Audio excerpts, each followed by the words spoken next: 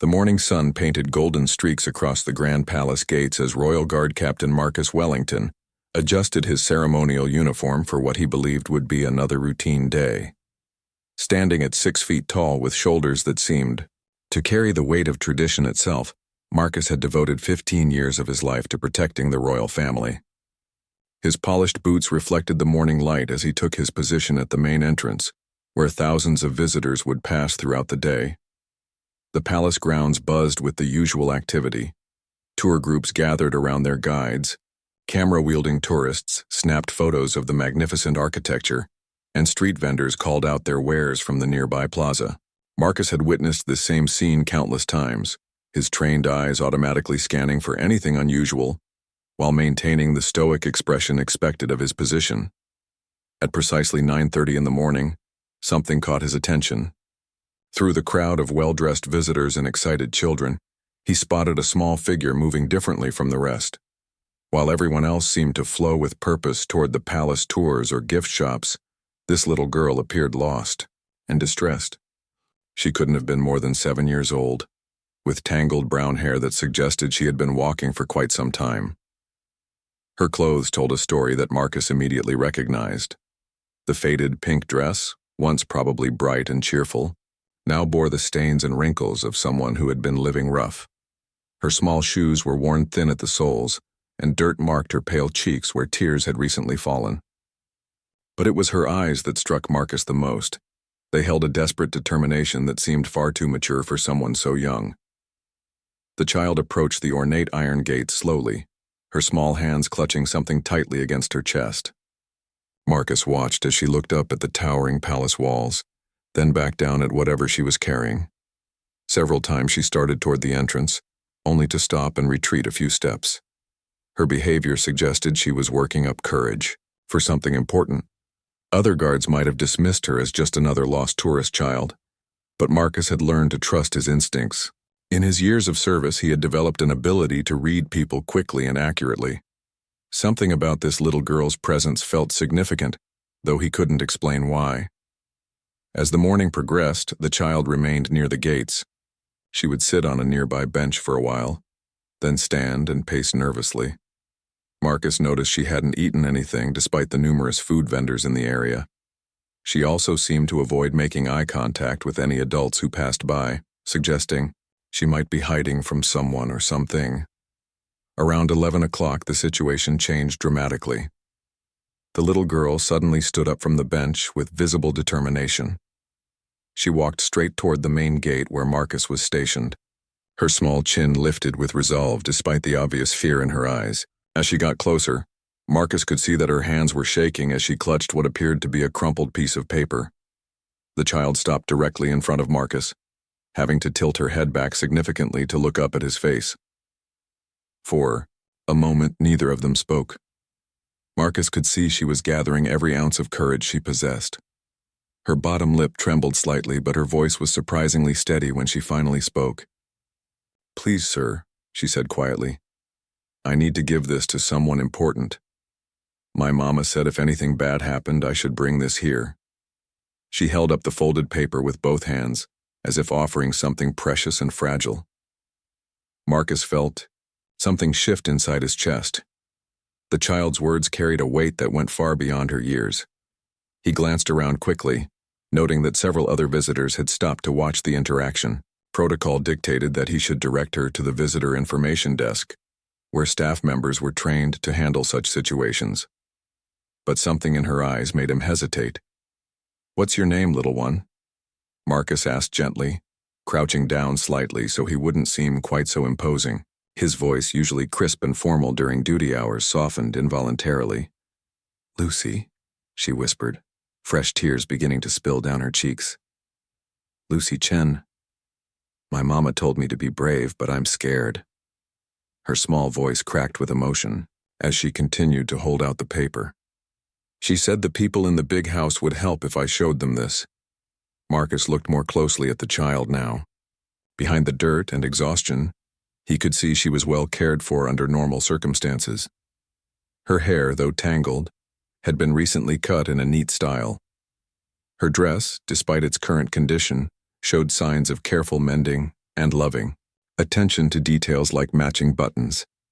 This was not a child from a neglectful home, which made her current state even more concerning. The paper in her hands was worn from handling, as if she had been carrying it for days. One corner was torn, and Marcus could see what looked like official letterhead peeking through the folds. Whatever this document contained, it was clearly important enough that someone had instructed this child to risk everything to deliver it. "Lucy," Marcus said carefully, "can you tell me what happened to your mama?" He was breaking protocol by engaging in this conversation, but his instincts told him this situation required immediate attention rather than bureaucratic procedures. The little girl's composure finally cracked completely. Tears flowed freely as she struggled to speak through her sobs. "Bad men came to our house," she managed to say between gasps. "Mama hid me in the closet and told me to count to 100. When I came out, she was gone, but she left this note, telling me to bring the paper here if she didn't come back." Marcus felt his heart rate increase.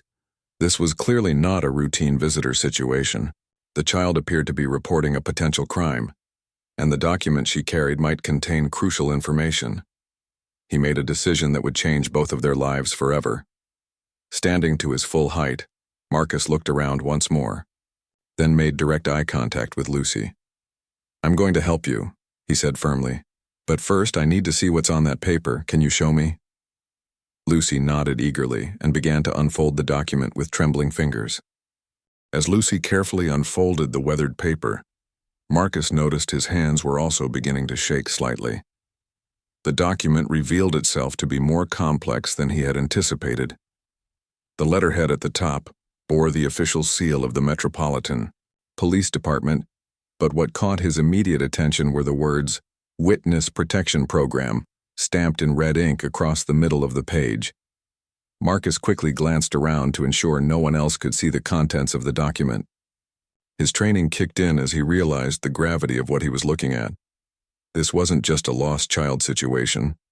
This was potentially a matter of national security. He gently guided Lucy to a more private area near the guard station, where they could continue their conversation away from curious onlookers. The document contained details that made Marcus's blood run cold. Lucy's mother, Dr. Sarah Chen, had been working as a research scientist at a prestigious government facility.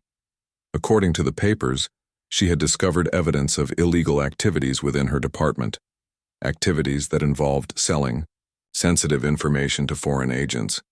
When she had tried to report these findings through proper channels, she had been threatened and eventually forced to enter witness protection. But the most shocking revelation was yet to come. As Marcus read further, he discovered that the corruption reached far higher than anyone had suspected. The document listed names of high-ranking officials, including some who worked directly with the royal security team. Dr. Chen had been scheduled to testify before a special government committee the following week, but now she had vanished.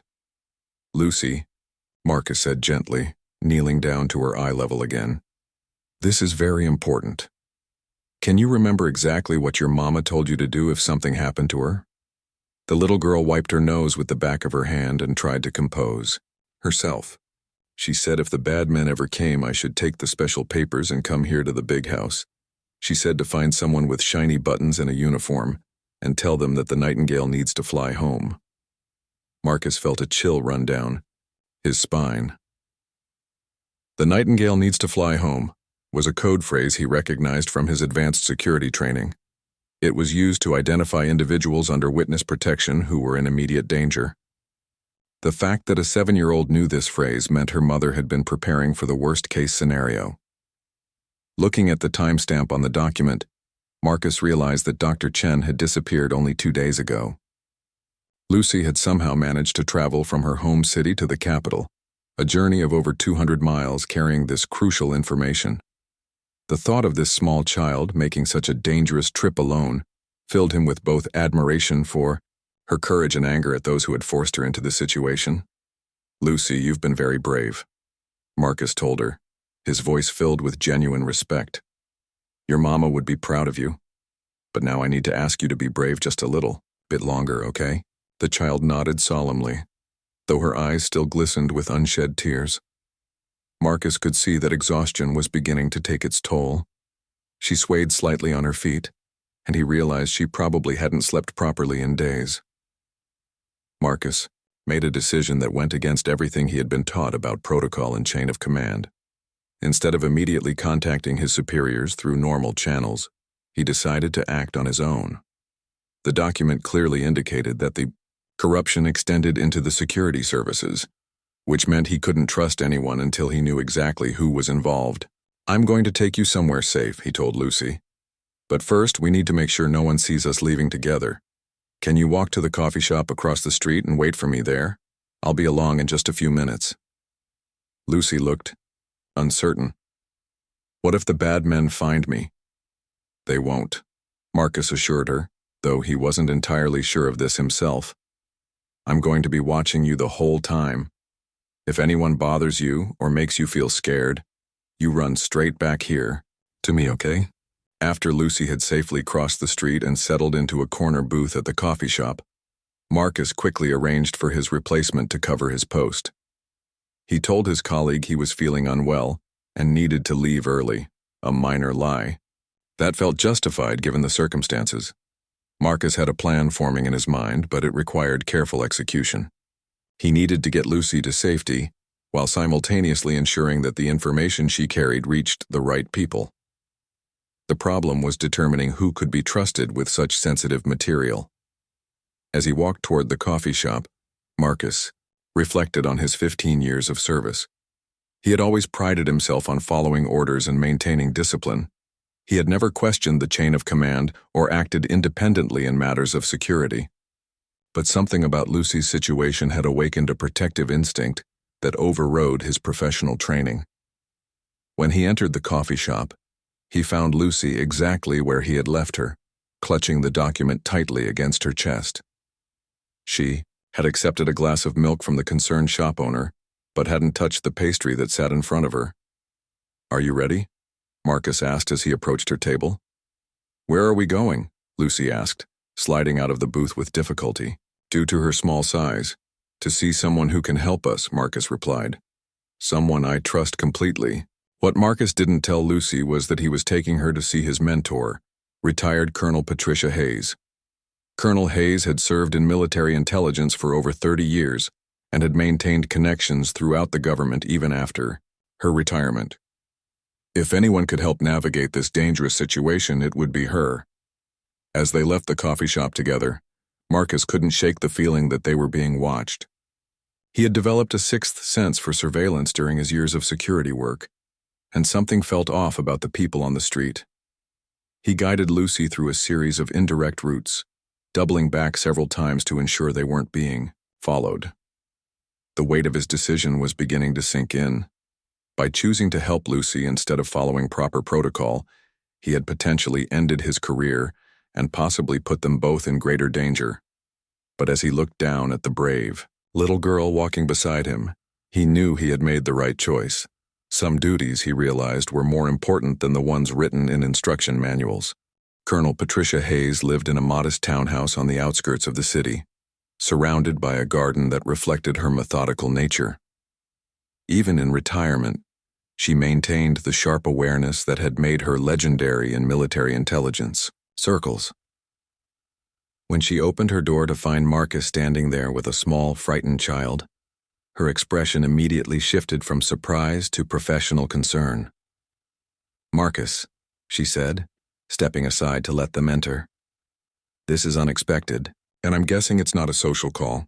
The interior of Colonel Hayes's home reflected her military background. Everything was neat, organized, and purposeful. Books on strategy and intelligence lined the shelves, and several awards and commendations decorated the walls. Lucy stayed, close to Marcus, her eyes wide as she took in the unfamiliar surroundings. "Colonel, I need your help," Marcus said without preamble. "This is Lucy Chen, and she's carrying information that could expose a major security breach. But I don't know who to trust within the official channels." Colonel Hayes studied Lucy carefully, her experienced eyes taking in the child's worn appearance and frightened demeanor. She knelt down to Lucy's level, her stern expression softening considerably. Hello, Lucy. You look like you've had quite an adventure. Are you hungry? For the first time since Marcus had met her, Lucy managed a small smile. Yes, ma'am. I haven't eaten much lately. While Colonel Hayes prepared a simple meal for Lucy, Marcus explained the situation in detail. He showed her the witness protection documents and described everything Lucy had told him about her mother's disappearance. As he spoke, he watched Colonel Hayes's expression grow increasingly grave. "This is worse than you realize," Colonel Hayes said quietly. Once Lucy was settled at the kitchen table with a sandwich and juice, Dr. Sarah Chen's research involved quantum encryption technology that could revolutionize secure communications. In the wrong hands, it could compromise every military and diplomatic communication system we have. She pulled out a secure phone that Marcus didn't recognize and made a brief call, speaking in coded language that he couldn't fully understand. When she finished, she turned back to him with a serious expression. "I've contacted someone I trust in the intelligence community. They're sending a team to verify Lucy's story and protect her until we can sort this out. But Marcus, you need to understand, by bringing her here instead of following protocol, you've painted a target on both of your backs." Before Marcus could respond, Colonel Hayes held up her hand for silence. She moved to the window and peered through the blinds, her body language suddenly tense. "We have a problem," she said quietly. "There are two men in a black sedan parked across the street. They arrived about 5 minutes ago and they're watching the house." Marcus felt his heart rate spike. He moved to another window and confirmed what Colonel Hayes had seen. The two men in the car were clearly conducting surveillance, and something about their positioning suggested they were professionals. "How did they find us so quickly?" Marcus wondered aloud. "It doesn't matter right now," Colonel Hayes replied, already moving into action mode. "What matters is getting Lucy to safety. There's a back way out through the garden, but we need to move fast." Lucy had stopped eating and was looking back and forth between the adults, clearly sensing the danger, even though she didn't fully understand what was happening. "Are the bad men here?" she asked quietly. "We're not going to let anything happen to you," Marcus promised, though he wasn't sure how he was going to keep that promise. His training had prepared him for many situations, but protecting a child while being hunted by unknown enemies was not something covered in the Royal Guard manual. Colonel Hayes had already begun packing a small bag with essential supplies. Her movements were efficient and practiced, suggesting she had prepared for this type of emergency before. "There's a safe house about 20 minutes from here," she explained. "My contact will meet us there with a proper protection team." As they prepared to leave through the back door, Lucy suddenly grabbed Marcus's sleeve. "Wait," she said urgently. "Mama gave me something else. Something I was supposed to keep secret until I found the right person to give it to." She reached into her shoe and pulled out a small flash drive that had been carefully wrapped in plastic. She said this was the most important thing, and I should only give it to someone who knew the special words about the nightingale. Marcus and Colonel Hayes exchanged glances.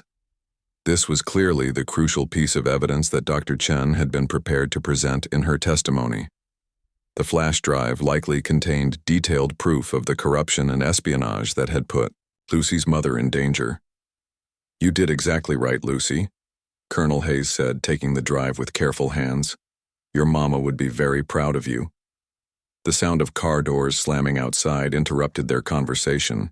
Through the front window, they could see that the surveillance team was no longer content to simply watch. They were approaching the house with obvious hostile intent. "Back door now," Colonel Hayes commanded, her military training taking over completely. She led them through her kitchen and into the garden, where a tall fence provided some concealment from the street. As they made their way across the garden, Marcus heard the front door being forced open. The intruders weren't even bothering to maintain the pretense of being legitimate law enforcement. They were clearly willing to use whatever force was necessary to retrieve Lucy and the information she carried. Colonel Hayes's garden backed up to a narrow alley that connected to a parallel street. She had obviously planned this escape route carefully, as she led them directly to where a nondescript gray van was waiting with its engine running. "Get in," she ordered, ushering Lucy into the back seat while Marcus took the passenger position. The driver was a young woman who looked like she could handle herself in a crisis situation. As they pulled away from the alley, Marcus could see men emerging from Colonel Hayes's house, clearly frustrated that their quarry had escaped. One of them was speaking rapidly into a radio, undoubtedly coordinating with other teams to expand the search. "They'll have roadblocks up within the hour," the driver said calmly. "We need to get to the safe house quickly or we'll have to consider alternative options." Lucy was pressed against Marcus's side in the back seat, her small body trembling with fear and exhaustion. Despite everything she had been through, she was still holding herself together with remarkable courage. Marcus put his arm around her protectively, feeling more determined than ever to see her safely through this ordeal. "How much further?" he asked Colonel Hayes. 10 more minutes, she replied, studying the flash drive that Lucy had given them. "But I'm afraid this is just the beginning. Once we analyze what's on this drive, we're going to discover that this conspiracy goes deeper than any of us imagined." The safe house turned out to be a converted farmhouse surrounded by dense woods about 30 miles outside the city. As their van pulled up the gravel driveway, Marcus could see why Colonel Hayes had chosen this location. The isolation provided natural security, while the multiple exit routes through the forest offered various escape options if needed. Inside, the farmhouse had been equipped with sophisticated communication and surveillance equipment that seemed oddly out of place among the rustic furniture and country decorations. Lucy's eyes widened as she took in the banks of monitors and computer terminals that lined one wall of what had once been a cozy living room. "This is Agent Sarah Martinez," Colonel Hayes said, introducing the young woman who had driven them to safety. "She specializes in digital forensics and data recovery. She's going to analyze the information your mother left for you." Agent Martinez had already connected the flash drive to a secure computer terminal and was beginning her analysis. The data appeared to be encrypted with military-grade security protocols, but her fingers moved confidently across the keyboard as she began the decryption process. Meanwhile, Colonel Hayes was coordinating with other members of her team through secure channels. Marcus learned that she had maintained an informal network of intelligence professionals who operated outside official government channels, people who could be trusted to act in the national interest regardless of political considerations. "The preliminary analysis is revealing some disturbing patterns," Agent Martinez reported after an hour of intensive work. Dr. Chen documented a systematic program of selling classified research data to multiple foreign buyers. The operation has been running for at least 3 years, and the people involved include several high-ranking officials in both the Defense Department and the Royal Security Service. Marcus felt a cold knot forming in his stomach. His own organization was compromised, which explained how their pursuers had tracked them so quickly. Someone within the Royal Security Service was feeding information to the conspirators. "There's more?" Agent Martinez continued, her expression growing even more serious. "According to these files, Dr. Chen wasn't the only scientist involved in this research. There were 4 other researchers working on different aspects of the quantum encryption project. 2 of them died in what were reported as accidents over the past 6 months. One disappeared 3 weeks ago, and now Dr. Chen is missing." Lucy had been quietly coloring in a book that one of the agents had found for her, but she looked up when she heard her mother mentioned. "Mama said she had to tell the truth about the bad people even though it was dangerous," she said softly. "She said sometimes grown-ups have to do scary things to protect children." Her words hit Marcus harder than he had expected. Here was this brave little girl who had lost everything but was still thinking about protecting others. Her courage reminded him why he had chosen to abandon his post in the first place. As evening fell, more disturbing information continued to emerge from Dr. Chen's files. The conspiracy involved not just the sale of research data, but also the systematic elimination of anyone who threatened to expose the operation.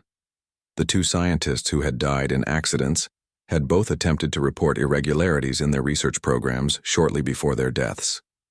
"We need to get this information to someone in authority who isn't compromised," Colonel Hayes said during a strategy meeting. "But that's proving more difficult than anticipated. The corruption appears to reach into multiple government agencies."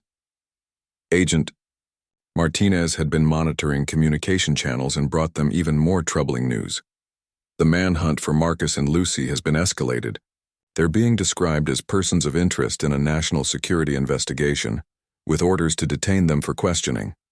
Official channels are being told that Marcus may have been compromised by foreign agents. This development put everything in a new perspective. Not only were they fugitives from the conspiracy, they were also now wanted by legitimate law enforcement agencies who believed they were the criminals. The conspirators had managed to turn the entire system against them. There is one option, Colonel Hayes said thoughtfully, but it's extremely risky and it will require exposing ourselves to significant danger. She explained that there was a journalist named David Park who had been investigating irregularities in government research contracts for the past year. He had developed sources within various agencies and had been building a case that closely paralleled the information in Dr. Chen's files. However, he had been unable to find concrete evidence to support his theories. If we can get Lucy's information to Park, he has the platform and the credibility to bring this to public attention, Colonel Hayes continued. But meeting with him will require going back into the city, where the search for us is most intense. Marcus considered their options carefully. Staying hidden at the farmhouse would keep Lucy safe in the short term, but it wouldn't solve the larger problem. The conspirators would continue their activities and more innocent people would die.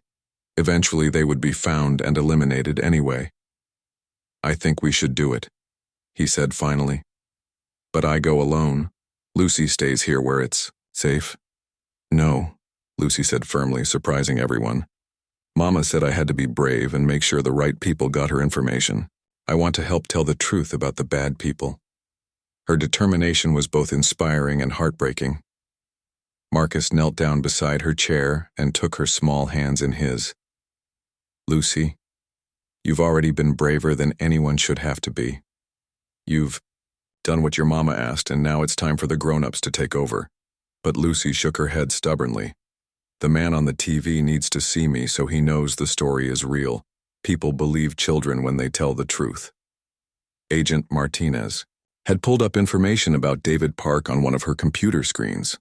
He was a veteran investigative journalist with a reputation for careful, thorough reporting. More importantly, he had a track record of protecting his sources and exposing government corruption. She has a point, Colonel Hayes admitted reluctantly. Park is more likely to believe the story if he can interview Lucy directly, and public sympathy for a child victim might provide some protection against retaliation. As they planned their approach to the journalist, Marcus couldn't escape the feeling that they were walking into a trap. The conspirators had demonstrated their willingness to eliminate anyone who threatened them, and they had resources throughout the government to track and intercept their targets. But looking at Lucy's determined expression, he realized that sometimes the most dangerous choice was also the only right choice.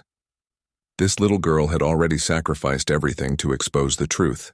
The least he could do was help her finish what her mother had started. The next morning would bring new challenges and new dangers, but for tonight, Lucy was safe, warm, and surrounded by people who were committed to protecting her. It wasn't much, but it was a start. David Park had agreed to meet them at a small diner on the edge of the city, a location chosen specifically because it offered multiple exit routes and wasn't the type of place that would normally attract government surveillance. The veteran journalist had been skeptical when Colonel Hayes contacted him through encrypted channels, but the mention of quantum encryption research and murdered scientists had caught his attention immediately. Marcus felt exposed as they entered the diner, despite the careful precautions they had taken. Lucy walked beside him wearing clothes that Agent Martinez had purchased to replace her worn dress. She looked like any other child out for breakfast with her father, but Marcus knew that their pursuers were still actively searching for them. David Park was exactly what Marcus had expected from his reputation, a middle-aged man with intelligent eyes and the slightly rumpled appearance of someone who spent more time chasing stories than worrying about his wardrobe. He had chosen a booth in the back corner where he could observe the entire restaurant while keeping his back to the wall. "You must be Lucy," Park said gently as they approached his table. "I'm David. I've been looking forward to meeting you." Lucy slid into the booth beside Marcus, her earlier determination still evident despite the obvious nervousness she felt about talking to a stranger. She had been rehearsing what she wanted to say during the drive into the city, and Marcus could see her gathering her courage. "My mama disappeared because she found out about bad people selling secrets," Lucy said, her voice clear and steady. "She told me to bring her papers to someone who could help, and Captain Marcus has been protecting me." Park's expression grew more serious as Lucy spoke. He had clearly been expecting a more complex story, but the child's direct approach seemed to convince him of her sincerity more effectively than any elaborate explanation could have. Agent Martinez had prepared copies of the most critical documents from Dr. Chen's files, carefully edited to protect ongoing intelligence operations while still providing enough evidence to support Lucy's account. As Park reviewed these materials, his expression shifted from professional interest to obvious alarm. "These names," he said quietly, pointing to a list of officials allegedly involved in the conspiracy. "I've been investigating 3 of these people for the past 8 months, but I could never find concrete evidence of wrongdoing." The flash drive contained that evidence in abundance. Financial records showed suspicious payments to offshore accounts. Communication logs revealed contacts with known foreign agents, and research data showed clear patterns of information being systematically leaked to unauthorized recipients. Dr. Chen was incredibly thorough, Park observed as he continued reviewing the materials. She documented everything: dates, amounts, specific pieces of information that were compromised. This is enough to bring down the entire operation. But as they discussed the implications of the evidence, Marcus noticed something troubling. A man at the counter had been nursing the same cup of coffee since before they arrived, and he seemed to be paying more attention to their conversation than to his breakfast. Marcus caught Colonel Hayes's eye and nodded slightly toward the potential threat. Colonel Hayes casually stood up and walked toward the restroom, passing close enough to the suspicious man to get a better look at him. When she returned, her expression was tense. "We need to wrap this up quickly," she said quietly. "Our friend at the counter has been photographing our table with his phone." Park had been expecting this possibility and had come prepared. He quickly secured the documents and flash drive copies in a waterproof case that he tucked inside his jacket. "I can have the first story online within 2 hours," he promised. "Once it's public, you'll have some protection from media attention." But their conversation was interrupted by the arrival of 3 men in dark suits who entered the diner and immediately began scanning the room. Marcus recognized the type: government agents or private security contractors with military training. They were trying to look casual, but their coordinated movement and alert postures gave them away. "Back exit now," Colonel Hayes ordered quietly, but it was too late. One of the men had spotted them and was already speaking into a radio device. Marcus made a split-second decision that probably saved all their lives. Instead of trying to flee immediately, he stood up and spoke loudly enough for the entire restaurant to hear. "Excuse me, everyone. My name is Captain Marcus Wellington of the Royal Guard, and this little girl is Lucy Chen. We're here because Lucy has important information about government corruption that certain people don't want to become public." The sudden announcement caught everyone in the diner off guard, including the pursuing agents. Customers pulled out their phones and began recording, while the restaurant staff looked confused but curious about what was happening. Lucy's mother was Dr. Sarah Chen, a government researcher who discovered that classified information was being sold to foreign agents.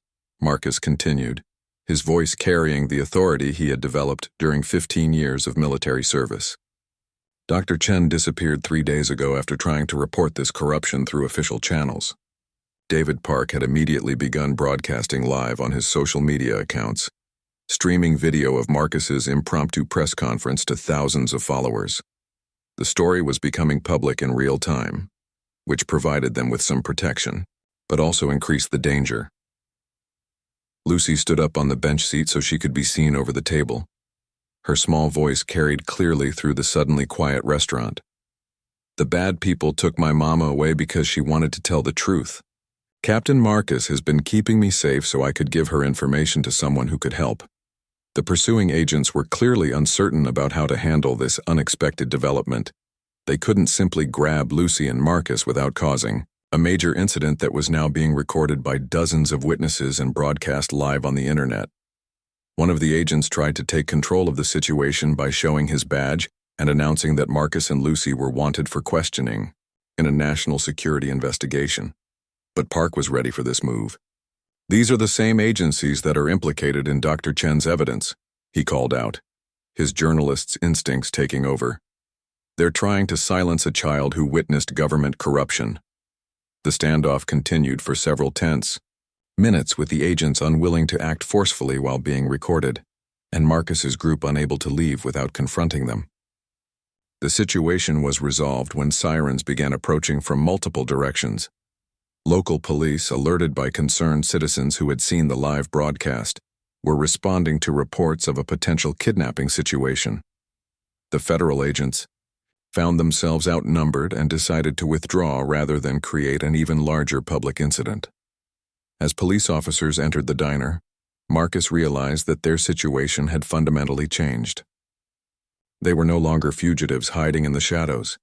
They were now at the center of a very public controversy that would be impossible for the conspirators to suppress quietly. Lucy had achieved what her mother had hoped for. The truth was finally coming to light, and there was no way to put it back in the shadows where corruption could flourish unnoticed. 3 months later, Lucy Chen sat in the gallery of a federal courthouse, watching as the final defendants in what the media had dubbed the quantum conspiracy received their sentences. The little girl who had once been desperate and alone now wore a clean school uniform and had her hair neatly braided by her foster mother, Agent Sarah Martinez, who had requested permission to care for Lucy during the legal proceedings. Marcus sat beside them, no longer wearing his Royal Guard uniform. He had been officially cleared of all charges and offered his old position back, but he had chosen instead to accept a role with Colonel Hayes's private security consulting firm. The work was more challenging and meaningful than ceremonial guard duty, and it allowed him to continue protecting people who truly needed help. The investigation that began with Lucy's brave decision to approach the palace gates had ultimately exposed a conspiracy that reached into the highest levels of government. 17 officials had been arrested, including 2 members of the Royal Security Service, 3 Defense Department administrators, and a network of private contractors who had been facilitating the sale of classified information to multiple foreign governments. David Park had won a prestigious journalism award for his coverage of the story, but he always insisted that the real hero was a 7-year-old girl who had risked everything to honor her mother's final request. His detailed reporting had helped ensure that the full scope of the conspiracy became public knowledge, making it impossible for any remaining corrupt officials to cover up their involvement. The most emotional moment of the entire ordeal had come 6 weeks earlier, when Lucy was finally reunited with her mother. Dr. Sarah Chen had not been killed as everyone had feared, but had been held captive in an abandoned warehouse on the outskirts of the city. Her captors had kept her alive, because they hoped to force her to reveal the location of additional evidence that didn't actually exist. When the conspiracy began unraveling following Lucy's public testimony, Dr. Chen's location was revealed by one of the conspirators seeking a reduced sentence. The reunion between mother and daughter had taken place in a hospital room, where Dr. Chen was recovering from her ordeal. Lucy had run into her mother's arms with tears of joy, finally able to release the tremendous burden of responsibility she had carried for so many weeks. The image of their embrace had appeared on newspaper front pages around the world, symbolizing the triumph of courage over corruption. Dr. Chen's recovery had been slow but steady. The psychological trauma of her captivity would take time to heal, but she was determined to rebuild her life and her relationship with her daughter. She had been offered positions at several prestigious research institutions, all of whom were eager to benefit from her expertise in quantum encryption technology. More importantly, she had been assured that the new security protocols implemented as a result of her revelations would prevent similar conspiracies from developing in the future. As the final sentences were read aloud in the courtroom, Marcus reflected on how dramatically his life had changed since that morning, when a desperate little girl had approached him at the palace gates. His decision to abandon his post and help Lucy had initially felt like the end of his career, but it had actually been the beginning of a more meaningful chapter in his life. The judge's voice brought his attention back to the proceedings as the last defendant received a sentence of 25 years in federal prison. The conspiracy that had threatened national security and cost several people their lives was finally being brought to justice, thanks largely to the courage of a child who refused to give up hope.